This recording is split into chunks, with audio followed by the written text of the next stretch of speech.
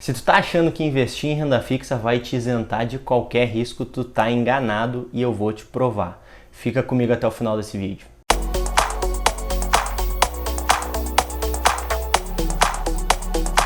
Fala gurizada, tudo bem com vocês? Para quem não me conhece, muito prazer, o meu nome é Ricardo, eu sou analista de valores imobiliários. Sejam muito bem-vindos ao canal do Quebrando a Poupança, aqui a gente fala sobre educação financeira e sobre investimentos. E bom, no vídeo de hoje, como eu já adiantei, a gente vai falar sobre os riscos relacionados à renda fixa, tá? Não se sinta culpado, muitas vezes a gente é levado a crer que a renda fixa não tem risco, né, pelos nossos assessores.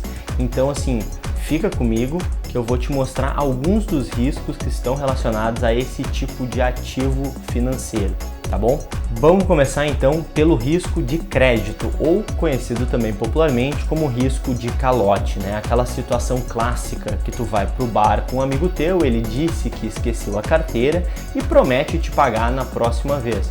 Só que essa próxima vez nunca chega.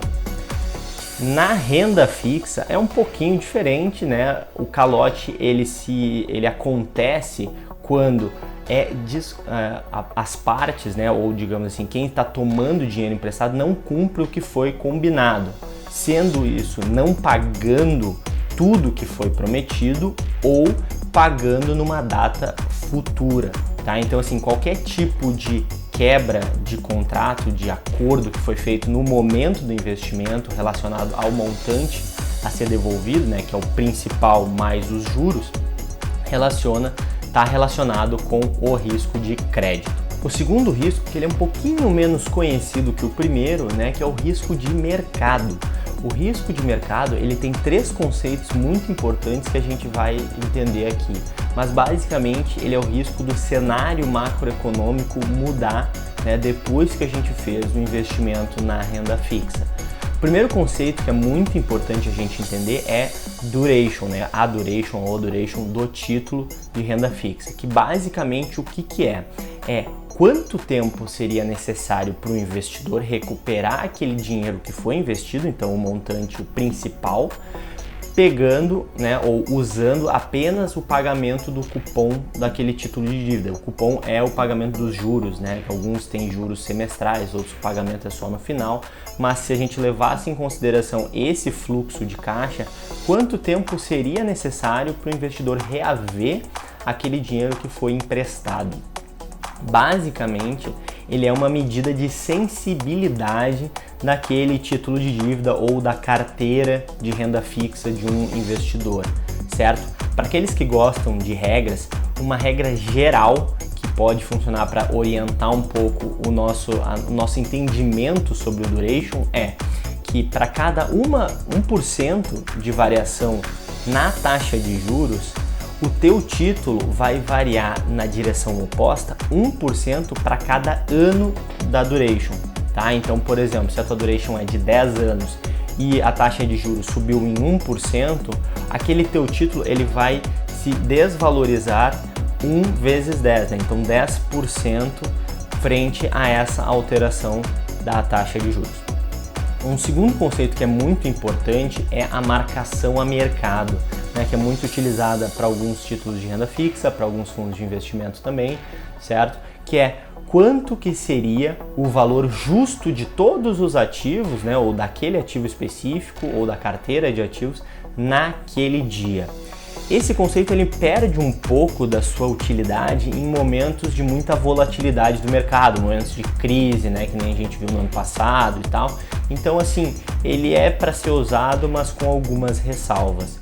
E o último conceito é a marcação na curva, que seria mais ou menos o valor justo daquele dia, daquele título, ou seja, pega quanto foi aplicado, multiplica por 1 vezes a taxa de juros elevado ao período, né? Que seria mais ou menos assim, se pegar assim, depois de X tempo do dinheiro estar investido, quanto que seria naquele momento o valor justo daquele título. Então, se tu parar para pensar, a marcação a mercado e a marcação na curva são duas coisas diferentes, certo?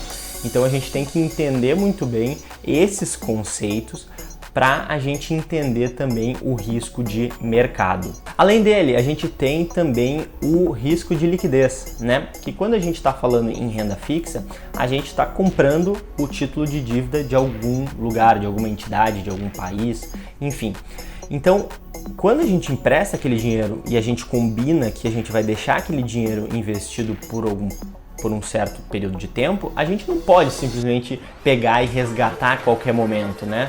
Muitas pessoas acham que a renda fixa vai ser aquele negócio, tu vai investir num dia e ele vai crescer constantemente até o dia do vencimento e chegar no valor que foi combinado, e que se tu em qualquer momento quiser retirar, tu deve receber o principal mais os juros que é ajustados pela marcação na curva, certo? Mas não é assim.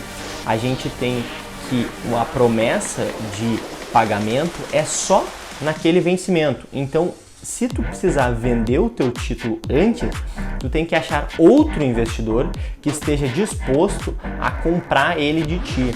Isso pode ser um pouco difícil para alguns tipos de investimento, o que levaria a algum prejuízo, porque tu teria que diminuir muito o valor que tu está pedindo por aquele título para conseguir se desfazer dele, e isso representa o risco de liquidez. E, por fim, o último risco que a gente tem associado à renda fixa, e ele não é exclusivo da renda fixa, tá bom? É o risco de oportunidade, né?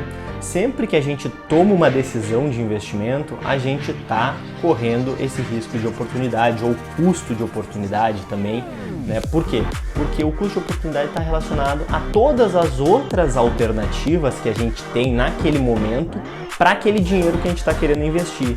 Então, se tu investir em alguma coisa e outra coisa der mais dinheiro, essa diferença entre o que tu escolheu e aquele que rendeu mais é o teu custo de oportunidade, certo? Então, assim, mas pode ficar tranquilo, isso aí é para todos os investimentos. Se a gente vai empreender, se a gente vai aplicar na renda variável, né? Tu escolhe uma ação ao invés de outra, essa outra ela se valoriza muito mais no mesmo período, é um custo de oportunidade. Então, assim, basicamente, galera, esses são alguns riscos que a gente toma, né, quando a gente investe na renda fixa. Agora eu vou falar rapidinho como é que a gente pode se proteger um pouco desses riscos que eu comentei, sabe? Vamos lá, risco de crédito então. Diferentemente do nosso amigo caloteiro, a gente não pode simplesmente estudar a situação financeira dele, pedir para ele abrir a conta bancária e a gente ver ali para ver se vale a pena emprestar dinheiro. Mas com as instituições a gente pode ter acesso às informações, né? Então, por exemplo, se a gente está pensando em comprar uma debênture de uma empresa, essa empresa é uma sociedade anônima. Assim, a gente consegue achar informações ou pedir informações da situação financeira dela para tomar a nossa decisão de investimento ou não. Além disso, para o risco de mercado, se a gente conseguir investir em títulos com duration menor, ou seja, um número de anos menor que tu recuperaria aquele investimento, ele vai ter menos volatilidade e isso vai ser mais positivo para a gente, porque o nosso título não vai variar muito. No risco de liquidez, a gente tem que ver que tipo de investimento a gente está fazendo e qual é o mercado, qual seria o mercado secundário para ele, tá? Então, um mercado secundário com muita gente querendo comprar aumenta a liquidez daquele título, então a gente acaba se protegendo um pouco mais. E o risco de oportunidade a gente não tem muito o que fazer, né? A gente precisa efetivamente lidar com ele, entender que ele existe e numa situação futura, se a gente incorrer num custo muito grande de oportunidade, ou se a gente tomar uma decisão errada, a gente tem que voltar atrás e pensar por que eu escolhi esse título e não um outro que rendeu muito mais, certo? Eu fico por aqui e até a semana que vem.